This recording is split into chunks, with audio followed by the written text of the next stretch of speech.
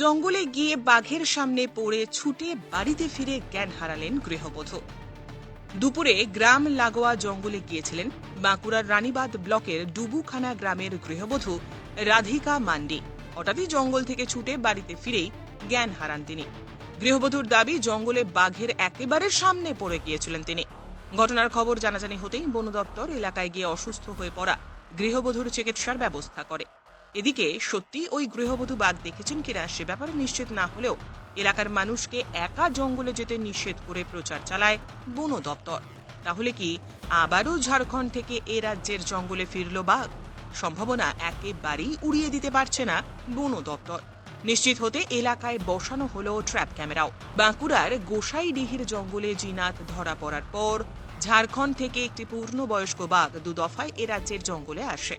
প্রায় 12 দিন কাটিয়ে চলতি সপ্তাহের গোড়াতেই সে ফিরে যায় ঝাড়খণ্ডের দলমা পাহাড়ে। কিন্তু কয়েকদিন যেতে না যেতেই ফের বাঘের আতঙ্ক। গতকাল বাঁকুড়ার রানীবাঁধ ব্লকের ডুবুখানা গ্রামের গৃহবধূ রাধিকা মান্ডি গ্রাম লাগোয়া জঙ্গলে গিয়ে বাঘের দেখা পেয়েছেন বলে দাবি করেন। বন দপ্তরের কর্মীরা তাকে রানীবাঁধে নিয়ে যান চিকিৎসার জন্য। তার দাবি, জঙ্গলে একেবারে বাঘের মুখোমুখি হয়ে পড়েছিলেন তিনি। তবে এই ঘটনায় এলাকা জুড়ে আতঙ্ক ছড়িয়ে পড়ে। রাতভোর জেগে স্থানে স্থানে আগুন জ্বেলে গ্রাম পাহারা শুরু করেন স্থানীয় বাসিন্দারাই। বারংবার বাঘের আতঙ্ক ঘিরে তৈরি হয়েছে রীতিমতন অস্বস্তিকর পরিবেশ। অন্যদিকে জন্তুটি যে বাঘই সে ব্যাপারে বন দপ্তর নিশ্চিত না হলেও ঝাড়খণ্ডের দলমা থেকে তার ফের এ রাজ্যে ফিরে আসার সম্ভাবনা একেবারেই উড়িয়ে দিতে পারছে না বন দপ্তর। নিশ্চিত হতে এলাকার জঙ্গলে একাধিক ট্র্যাপ ক্যামেরা বসানো হয়েছে। আমি বাড়ি উপরে গিয়েছিলাম, তারপরে দেখতে পেয়েছে। কি দেখলেন? বাঘটা একদম বাঘেই দেখলেন? বাঘিয়ে দেখেছি। কি রঙের দেখলেন? হলুদ কালার, হলুদ ডোরা কাটা? ডোরা কাটা হলুদ, মানে লম্বা ছিল, লম্বা ছিল না বড়। কি করছিল বাঘ? আমি বসেছিলাম তো, তারপরে দাঁড়ায় উঠেছি, ও আসছিল তো ও দাঁড়ায় দিয়েছে আমার দিকে তাকিয়ে। আপনি জঙ্গলে গিয়েছিলেন কি করতে? পায়খানা করতে গেছিলাম। উনি কাজে গিয়েছিলেন, তখনই দেখতে পেলেন? তখনই দেখেছে। ও কি তাকিয়েছিল আপনার দিকে? আমার দিকে তাকিয়েছিল, আমিও দাঁড়ায় দিয়েছি, ও দাঁড়ায় দিয়েছে। দিয়ে আপনি কি করে ভয় খেলেন? কি করে? আমার দিকে ভালো আছে, ভয় পাবো না।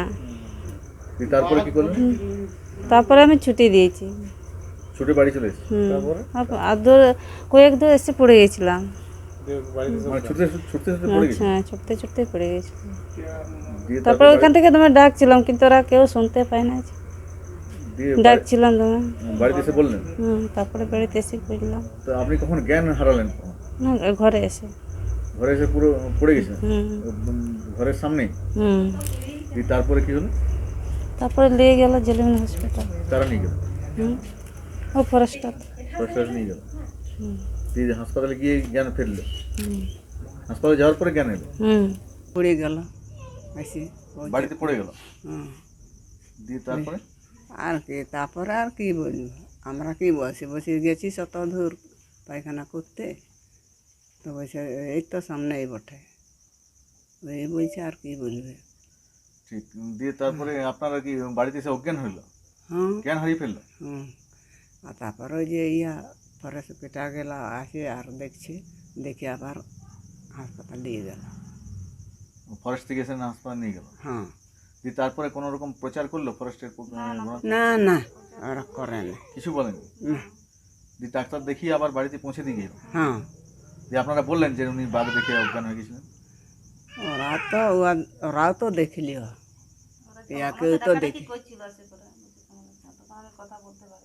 তখন এই আর আশা নাই। দিদি কি নাম আপনার? এই মালতী মান্ডি। আপনার কে হন উনি? এই আমার ছেলে বৌমা। দাদা কি ঘটনাটা শুনলেন? শুনলাম বলতে আমাদের একজন বৌমা আর কি, রাধিকা মান্ডি, সে পায়খানা বা বাথরুম গেছিল, সেই অবস্থায় বাঘটিকে পায় আর কি। দিয়ে বাঘটি পাওয়ার পর সে ছুটেছে বাঘ দেখে আর কি। ছুটার পর সে পড়ে যায় আর কি। ঠিক জ্ঞান সম্পূর্ণ হারায় নাই, তবে পড়ে গেছে। পড়ে যাওয়ার পর ওখান থেকেই হয়তো খুব ডাকাডাকি করছিল, আমরা একটু দূরে আর কি, বুঝতে পারি না বা শুনতেই পাই না। তারপর ঘুরে আবার উঠে আবার ছুটে এসে সে কিছুক্ষণ জ্ঞান হারায়। জ্ঞান হারার পর কিছুটা জ্ঞান ফেরার পর সে আবার আমাদেরকে বলার পর ডিপার্টমেন্টের লোক ওনারা ডিউটির থেকে ঘুরছিলেন, তখন আমাদের গ্রামে অনেক লোক বেরিয়ে গেছে। সেই লোক দেখে ওনারা কিছুটা বুঝতে পারলেন ব্যাপারটা ওনাদের মুখ থেকে। তারপর ব্যাপারটা ওনাদিককে বলা হয়, দিয়ে ওই বৌমাকে হসপিটাল নিয়ে যায়, ওনারাই নিয়ে যায়, ওখানে ট্রিটমেন্ট করে আবার এনে দিয়েছে। যে এখন কেমন আছে? এখন মোটামুটি ভালো। কতটা ভয় লাগছে আপনাদের এই স্থানে? অবশ্যই তো, বাঘ বলে জিনিস আমরা কোনোদিন এলাকায় দেখি নাই বা শুনি নাই, এরপর ভয় তো লাগবেই। প্রশাসনের তরফে সচেতনতা প্রচার? সচেতনতা প্রচার বলতে মাইকিং না, এমনি মৌখিক হিসাবে অবশ্যই আমাদের গ্রামগুলোতে বলেছে, তবে মাইকিং না। কি বললেন ওনারা? ওনারা যে কোনো কাজে যদি জঙ্গল দিকে যান ওই একা একা যাবেন না, হ্যাঁ, আর চেষ্টা করবেন যাতে জঙ্গল দিকে না যাওয়া হয়। আর কি নাম আপনার? কালিরাম হেমব্রম। তো এই যে জঙ্গল যাচ্ছেন না আপনারা, আপনাদের অসুবিধার কথা? অবশ্যই, মানে দৈনন্দিন জীবন জীবিকার ক্ষেত্রে অবশ্যই আমাদের বেশিরভাগটাই জঙ্গলের উপরেই নির্ভরশীল। হ্যাঁ, তাহলে অসুবিধা তো হচ্ছে। অবশ্যই। কি চাইছেন আপনারা এখন? এটা আমাদের কাছে যেটুকু খবর মনে হয় ছেড়ে দিয়েছে আর কি। তারা বাঘটা যেন আর কি ধরে, কিংবা সুস্থভাবে হ্যাঁ, আমরা যেমন মানে এই বাঘের আতঙ্ক থেকে অন্তত আমরা বাঁচতে পারি, সুস্থ জীবনযাপন করতে পারি। আপনাদের গ্রামের থেকে জঙ্গল কত দূরে? একেবারে বাড়ির সামনের থেকেই তো জঙ্গল। ভয় তো বটেই, ভয় তো লাগলেই আর কি করিব। তো এই যে জঙ্গলে ঘুরে বেড়াচ্ছেন, ভয় লাগছে না? এই তো জঙ্গল পেরিয়ে গাঁগুলোতে আমার যেতে আসতে তো হবে। তো আপনারা এই জঙ্গলের উপরে নির্ভর? হ্যাঁ, সে তো বটেই। জঙ্গলে কি কি সংগ্রহ করেন? সংগ্রহ এই পাতপালা, তাহলে আরো এই ফল পাকড় ইটা সিটা।